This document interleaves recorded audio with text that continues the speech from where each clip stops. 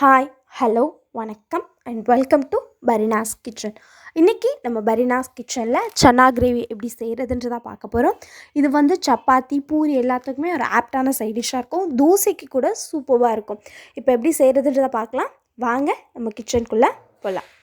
இது செய்கிறதுக்கு நான் வந்து இன்றைக்கி ஒரு பாத்திரத்தில் ஒரு 5லேருந்து 6 டேபிள் ஸ்பூன் அளவுக்கு எண்ணெய் சேர்த்துட்டு ஒரு 2 பெரிய வெங்காயத்தை சின்ன சின்னதாக நறுக்கி சேர்த்துக்கலாம். வெங்காயம் நல்லா வசங்கி வரணும். வெங்காயம் சீக்கிரமாக வசங்குறதுக்காக நம்ம இதில் கொஞ்சமாக உப்பு சேர்த்து நல்லா கிளறி விட்டுக்கலாம்.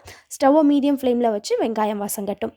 அடுத்து அரை மூடி தேங்காய், ஒரு 2 பட்டை, 2 ஏலக்காய், 2 கிராம்பு, 1 டீஸ்பூன் பெருஞ்சீரகம் எடுத்து அது கூட கொத்தமல்லியும் சேர்த்து நல்லா இந்த மாதிரி பேஸ்ட்டாக அரைச்சி எடுத்துகிட்டு வந்துடலாம்.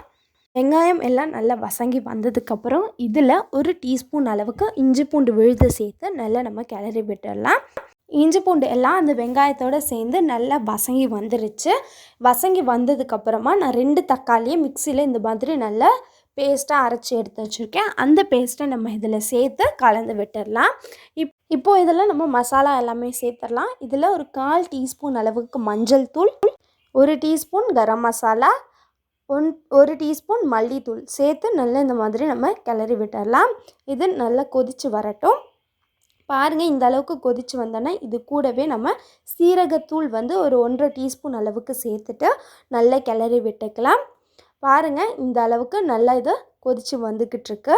இப்போது நம்ம கொண்டக்கடலையை 4 விசில் விட்டு அவிச்சு எடுத்துக்கலாம். அடுத்து இதில் ஒரு 2 கப் அளவுக்கு தண்ணி வந்து நம்ம சேர்த்து நல்லா மிக்ஸ் பண்ணி விட்டுட்டு இந்த டைமில் உப்பு வந்து நம்ம டேஸ்ட்டு பார்த்துக்கலாம். உப்பு கரெக்டாக இருக்குது. நம்ம நெக்ஸ்ட்டு இதை நல்லா இந்த அளவுக்கு கொதிக்க விட்டு எடுத்துக்கலாம். இந்த அளவுக்கு நல்லா கொதித்து வந்தோடனே நம்ம அரைச்சி வச்சிருந்தா அந்த தேங்காய் பேஸ்ட்டை வந்து இதில் சேர்த்து மீடியம் ஃப்ளேமில் வச்சு நல்லா கொதிக்க விட்டு எடுத்துக்கலாம். பாருங்கள், இந்த அளவுக்கு கொதித்து வந்துட்டுருக்கு. இந்த டைமில் நம்ம அவிச்சு எடுத்து வச்சுருக்கேன் அந்த கொண்டக்கடலையை நம்ம வந்து இதில் சேர்த்துக்கலாம். சேர்த்துட்டு ஸ்டவ்வை மீடியம் ஃப்ளேம்லேயே வச்சு நம்ம இதை கொதிக்க விடணும்.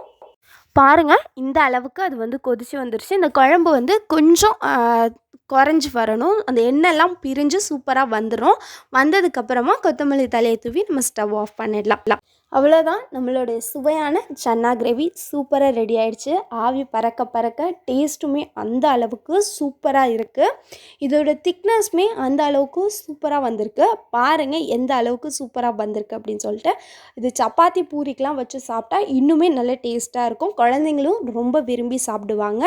நீங்களும் இந்த ரெசிபியை கண்டிப்பாக உங்கள் வீட்டில் ட்ரை பண்ணி பார்த்துட்டு எப்படி இருக்குது அப்படின்னு சொல்லிட்டு கீழே இருக்க கமெண்ட் பாக்ஸில் கமெண்ட் பண்ணுங்கள்.